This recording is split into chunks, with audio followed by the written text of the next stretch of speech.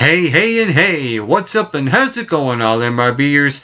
Well, I'm so glad that you have took your time to spend with me right here today on the Mick Rock and Bolt Wrestling Review Show.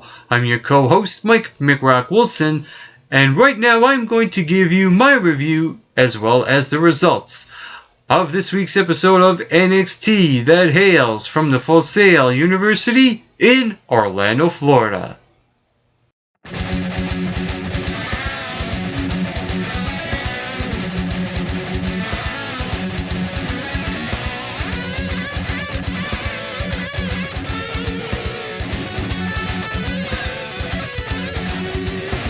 So on this episode of NXT marks the 224th day of Bo Dallas being the NXT Championship, and to close off, the final segment on NXT was his championship celebration, which I will get to later on this review of NXT. The show kicked off last night with Adrian Neville going one-on-one with Wesley Blake. Now something just occurred to me. I think it would be really interesting if they put Wesley Blake in a tag team with Scott Dawson. I'm just throwing it out there. Because Wesley Blake, he makes his debut on NXT, and he has this interesting gimmick where he's a cowboy slash a redneck. It's pretty interesting, you know.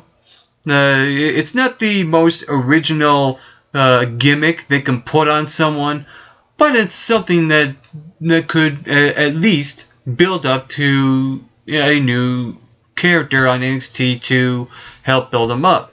But putting him in there with a top NXT guy in Adrian Neville, not really the smartest decision, but I can understand it because there's no hype to his debut, so it makes sense for him to go against Adrian Neville. And basically what this was the show of Adrian Neville. This was Adrian Neville's show. What happened in this match was Adrian Neville got over in this match, and I like that Wesley Blake got a few links in, so at least they didn't treat him like total crap.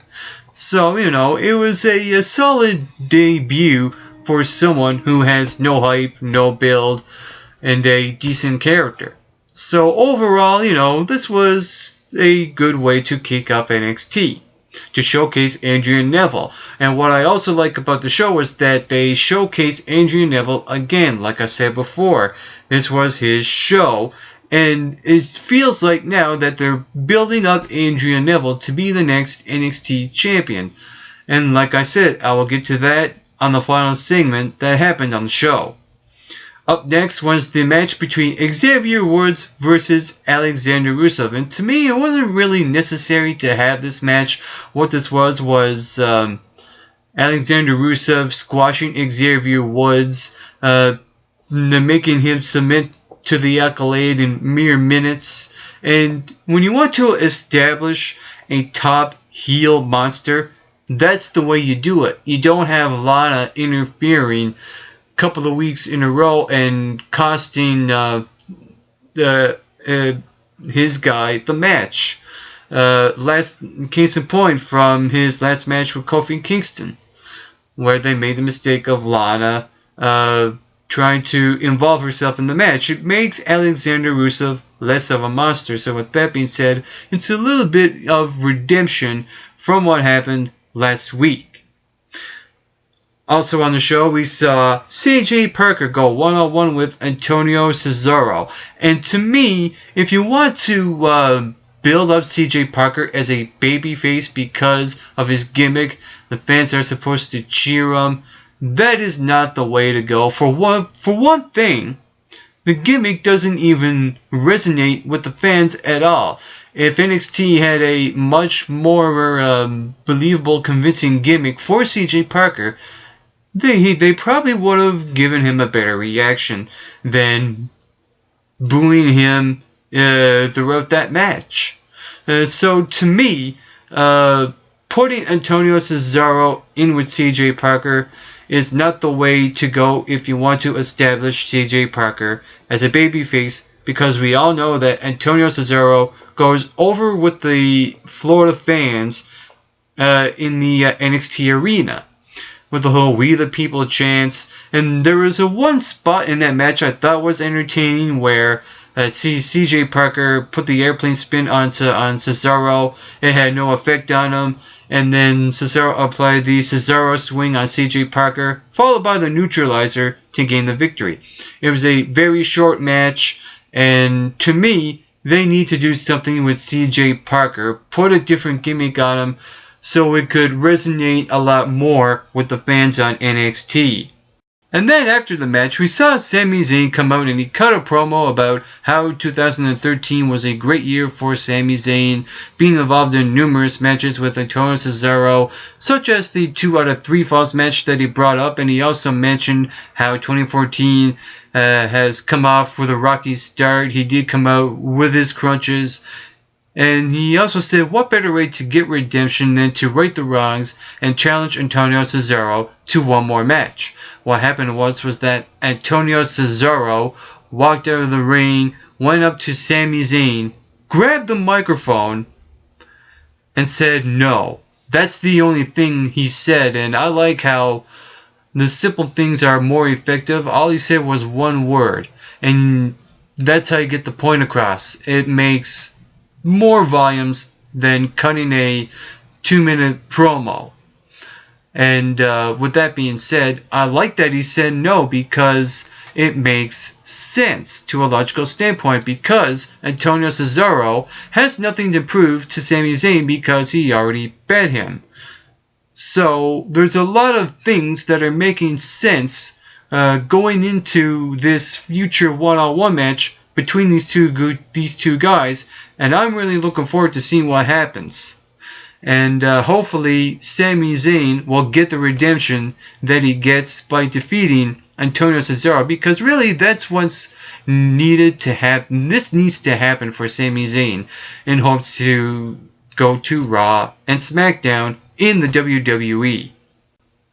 Also, we saw a Divas match. Finally, a Divas match on NXT. So what I like about the show is that there's a little bit more variety. There was also a backstage segment with Enzo Amore, Colin Cassidy, and the singer Aiden English. So I like that at least they had one backstage segment and a Divas match on the show. Finally, a little bit more of a variety than last week. What happened was that it was Natalya going one-on-one with Summer Rae. Now, there's two things I like about NXT. They establish Summer Rae a lot better on NXT than they do on Raw and SmackDown, because even though she's a good manager, managing Fandango, when they put her in the ring, they treat her like crap. That they have her dance her way out of situations and take the fall for other divas. And on NXT, they build her up as a well-developed heel, mean girl on the show, and the whole thing works, I think, and they showcase her talent in the ring. And she uses her long legs to her advantage, applying that submission hold she did to Natalya, and at the end, Natalya submitted Summer Rae with the sharpshooter. What I also like is that we saw Bayley in Natalya's corner as well. And what I like is that there's a teacher and student vibe to this duo. It's a lot more convincing when Bayley was a duo with Charlotte, because Charlotte was playing the third wheel with the whole Nature Boy Ric Flair really influencing Bayley. So it's much more convincing to see Bayley with Natalya on NXT to help build up the character of Bayley. So I like what they're doing with the Divas division on NXT. It's much more interesting and actually watchable to watch. To me, on Raw and SmackDown, they don't establish their divas well enough, even though they have divas like Naomi, Brie Bella, who's been working a lot better, as well as AJ Lee, the champion, even though that's fizzling out, as well as some other divas on the show. But on NXT, it feels like everyone is equal, even the champion Paige as well. I understand that Paige has some personal issues she had to deal with, so she had to be off on the show, but she is back now. and hopefully we'll get that one-on-one confrontation between Paige and Emma. Also on the show, we saw the championship celebration. The main event on the show, it was Bo Dallas coming out and cutting a promo, really being sarcastic. And even though Bo Dallas is a guy that I cannot stand, he plays that character well, so he's doing a good job in that area. His talking, like I said before, is like nails on the chalkboard. He has this real girly voice. It really don't suit him as well. It's not very believable, if you want to put it that way. But what I do like is that he uses sarcasm very well when he cuts his promos. And what happened was that Adrian Neville interrupted and basically, we had Adrian Neville interrupt Bo Dallas and basically telling Bo to basically shut up and go on about I can last 4 minutes and 45 seconds in the ring with you, because Bo Dallas mentioned that Adrian Neville bet a nobody in the Beat the Clock challenge. So I like that they bring up the Beat the Clock. It's a good way to build up the storyline between the two of them.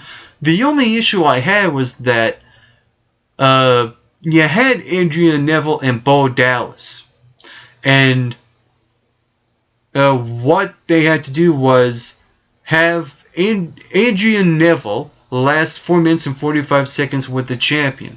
Wouldn't it make more sense if it was the other way around, to get more of a reaction to Adrian Neville, because the pressure will be on him and not on Bo Dallas? To me, that makes no sense at all, having the pressure being on Bo Dallas to beat Adrian Neville.